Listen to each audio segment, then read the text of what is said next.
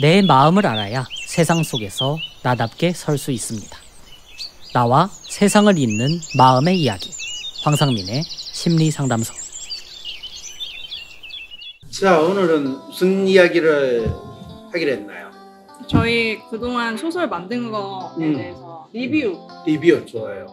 어떤 생각이 들었나요?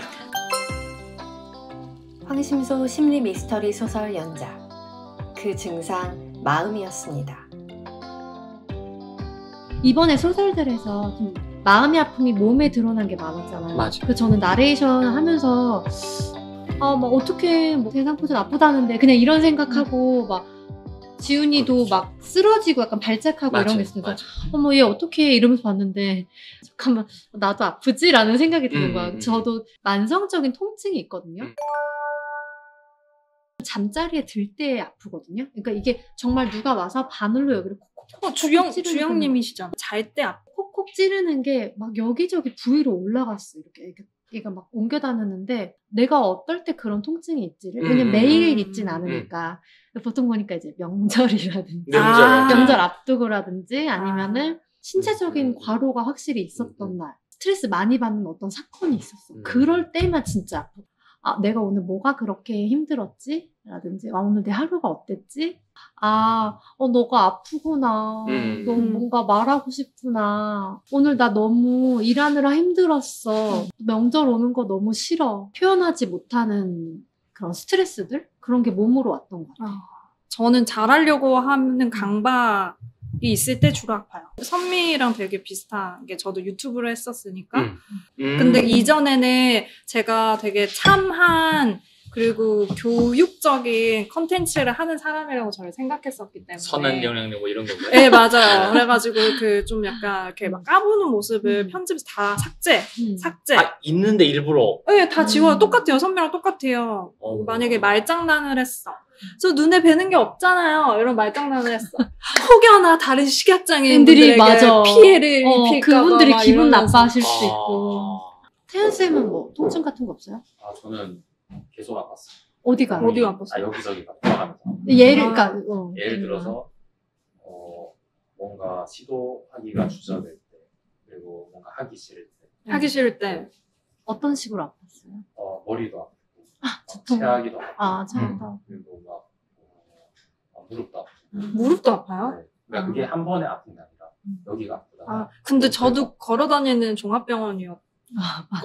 그래가지고 어렸을 때부터 너무 아팠어가지고 이제 눈이 멀면서 이제 너 제발 살아 살아 이렇게 하면서 저한테 메시지를 줬다고 생각해요. 선미처럼 이러다가 죽겠다 싶어가지고 그래서 외침이었어. 그래서 이번 소설 하면서 저는 되게 몸의 통증, 몸의 많이 아픔에 대해서 되게 많이 생각을 하게 됐고, 예를 들면 이제 저희 아이도 이제 기관을 애들이 많이 가잖아요. 근데 갔을 때 보통 기관을 가면 애들이 엄청 아프대요. 이제 그런 병이 노출이 되니까 전염병에 노출이 되고 단체 생활을 하니까 아이가 생각보다 별로 안 아픈 거예요. 기관 갔는데 전염병도 안 걸려오고 물론 이제 감기 같은 거는 이제 가끔씩 올라오지만 그래서 그거를 단순히 저는 이제 전염성 질환 이 정도로만 생각을 했었는데 어떻게 보면 이제 이 어린 아이들이 처음 사회로 나갈 때 뭔가 표현하지 못하는 그 적응하는 데 힘든 그 마음의 아픔들이 더 감기를 더 잘 걸리게 하고 더 그런 면역력을 어떻게 보면 낮추는 거죠. 그래서 그럴 수도 있다라는 생각을 그러니까 단순히 이게 바이러스의 문제가 유행이라서 아니라 그런 게 아니라 얘가 표현하지 못한 마음이 있거나 뭐 친구들이랑 지나는데 좀 불편했다. 그게 이제 공유가 안 된다거나 그런 어린 아이들도 그렇죠. 그게 아주 극적으로 드러난 사례가 몸이 말이 듣지 않아요. 아, 그렇지. 맞아요. 그거 같아요. 맞아요. 그게 지훈이 이 애가 학교에서 쓰러진 것부터 대학병원까지 아픔병원 갔다가 또 상담을 거쳐가지고 하는 어떻게 보면 상당히 긴 과정을 비교적 압축해내서 만들어낸 소설 같아요. 저는 통증이 많진 않죠. 통증 자체가. 근데 어디 갔다 왔잖아요. 그렇죠. 근데 이 피부 질환은 있습니다. 그러니까 제가 제 자신을 방치하고 관리 안 할 때, 그리고 뭔가 이런 걸 귀찮아하고 스스로 안 돌아볼 때 이런 게 굉장히 그거는 즉각적으로 초파에서 반응을. 네. 내 그 대상 포진을 이렇게 잘 내 몸을 그렇잖아요. 그 미정이한테 그렇잖아요. 이 피부가 맞아, 미정이. 말해주는 거는 나를 좀 봐줘, 네. 나를 돌봐줘. 맞아. 그런 것 같아요. 그런 것 같아요. 그래서 항상 이게 또 굉장히 이 진균이거든요. 무좀이니까. 얘기하기 좀 웃기긴 한데. 네. 왜요? 이거 왜 다들 있을 수 있잖아요. 그렇죠. 네. 그러니까 항상 그 상태가 좋아지는 거는 제가 신경을 쓰고 이 짧은 뭐 약을 바르고 깨끗하게 하고 하는 이 순간에 제가 스스로에 대해서 리뷰를 하면은 좋아져요. 똑같이 일주일 발라도 그 크기나 양상이나 이게 훨씬 빨리 좋아지는데. 그거 하고 있어요? 점점 좋아지고 있어.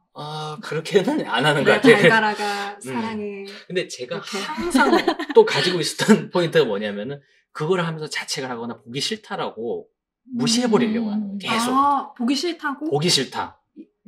왜 이런 게 나가지고 이렇게 이걸 하고 있을까? 이게 되게 컸거든요. 그러니까 뭔가 저한테 피부병이나 이런 거는 말 그대로 휴먼이니까 쪽팔린다. 쪽팔린다. 그리고 귀찮다. 귀찮다. 이런 게 되게 컸거든요. 그래서 특히나 피부는 맞아, 여자들한테 그 사춘기 여드름, 맞아. 여드름 이런 거 났던 친구들 보면 저도 조금 있었는데 되게 감수성이 풍부했는데 이걸 어디에서 말을 못하고 그냥 혼자 되게 끙끙 앓았었고 맞아. 되게 태연쌤은 어땠어요? 저도 사춘기 때? 사춘기 때요? 사춘기 때보다는 저도 요즘? 동일한 질병을 그래요? 진짜요? 다 나오셨다면서요? 역병이 돌고 있네? 다 나오셨다면서요? 이거 약간 역병이 돌고 있다. 한식으로 바이러스인가? 같은 그 신발을 공유한 적도 없는데. 그게 꾸준히 이제 3개월 동안 그 약을 바르고 지속을 하면은 괜찮아져요? 없어지거든요. 그렇죠. 또 생겼어요. 또 생겼어요? 너무 억울해요.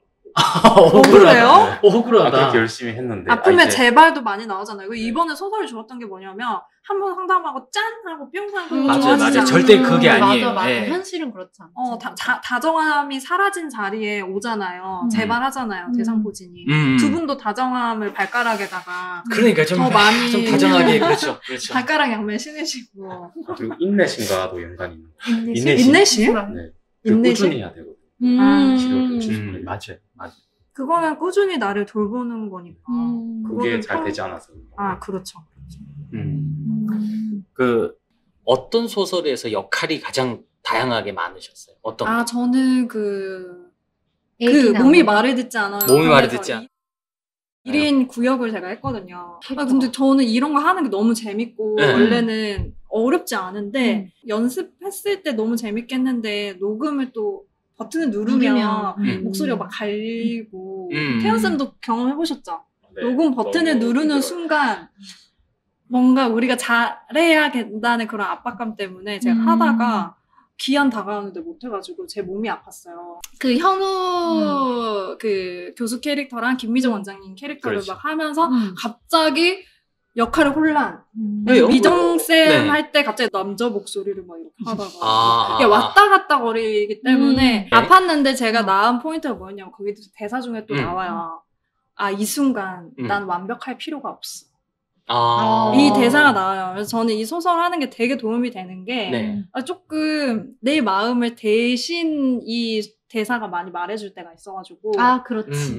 이 순간 나는 완벽할 필요가 없어 라고 하고 안 아팠는데 그 대사가 너무 늦게 나왔어요. 제가 제 미래를 그리지 못했을 때 그때 이제 시각장애가 찾아왔다고 생각을 하거든요. 선미 편 있잖아요. 네네네. M자 다이아몬드 그게 이제 제 얘기였고 거기에서도 그 지문이 나오던데 뭐 흐릿한 뿌옇고 뭐 이런 표현 나와요. 맞아. 근데 그때 제 마음이 정말 똑같았고 연기라는 거, 배우 준비라는 걸 그동안 하다 말다 했던 게 되게 부분이었는데 M자 다이아몬드다 보니까 근데 그나마 6년이나 했는데 이게 성과가 안 나오니까 저한테 정답이었거든요. 배우 말고는 나는 살 의미가 없었기 때문에 근데 그거를 못하게 된다라는 생각에 삶을 그릴 수가 없었어요. 눈이 이렇게 안 좋아져? 난 배우를 못하는데 어떡하지? 그러면서 도망가는 수단으로도 사용이 됐었거든요, 장애가. 왜냐면 내가 못해서가 아니라 내 능력이 안 돼서가 아니라 이 장애 때문에 이 병 때문에 내가 못하는 거야 하면서 좀 도망가면서 이게 나한테 왜 왔을까? 이 아픔은 저에게 주는 메시지잖아요, 제 마음. 그러면 지금 나는 무엇 때문에 그럴까? 그러니까 미래를 그릴 수 없다는 거? 그럼 어떤 미래를 살고 싶었는데? 유명한 배우가 되고 싶어. 그럼 너한테 유명한 배우라는 게 뭔데? 그리고 그 이전에 또 배우라는 건 뭐야? 라고 질문을 했을 것 같아요. 근데 그때에 생각했던 배우는 그냥 진짜 상위 0.1%의 소위 스타들. 그 배우가 어떤 역할을 하는지도 모르는 상태에서 그 모습을 정답이라고 믿고 계속 비교하는 거예요. 저희 또래 배우들하고. 나이가 비슷한 지금 활동하고 있는 사람들. 그래서 진짜 웃긴 게 뭐냐면 그때 작품을 안 봤어요. 너무 배가 아파가지고. 다른 다른 배우들, 비슷한 동년들. 아예 작품을, 그러니까 그치. 모순적인 삶을 산 거지. 배우를 질투나잖아. 준비하겠다고 하면서 잘하는 사람들이 어떻게 잘하는지를 더 물어보았을 것 같기도 하고, 진짜 너가 잘한다고 생각하는 사람들 뭘 잘하는 거야? 뭐 이렇게 물어봤을 것 같고. 각자 여러 캐릭터 뭐 몇 개 지금 5번째 소설까지도 다 녹음하셨는데 나 이거 진짜 잘했다. 나 이거 녹음 연기 좋다. 김주영님 독백 이런 것도 진짜 한 문장 한 문장이 약간 제 말처럼 했던 것 같아요. 근데 그 상황이 완전 다르잖아. 엄마이자 아내인 건데 근데 어떻게 와닿았어? 뭐 나라는 걸 잃어버린 채로 나도 오래 살았고 박사님한테도 물어보거든요. 그럼 이 나라는 건 이제부터라도 찾을 수 있는 거예요?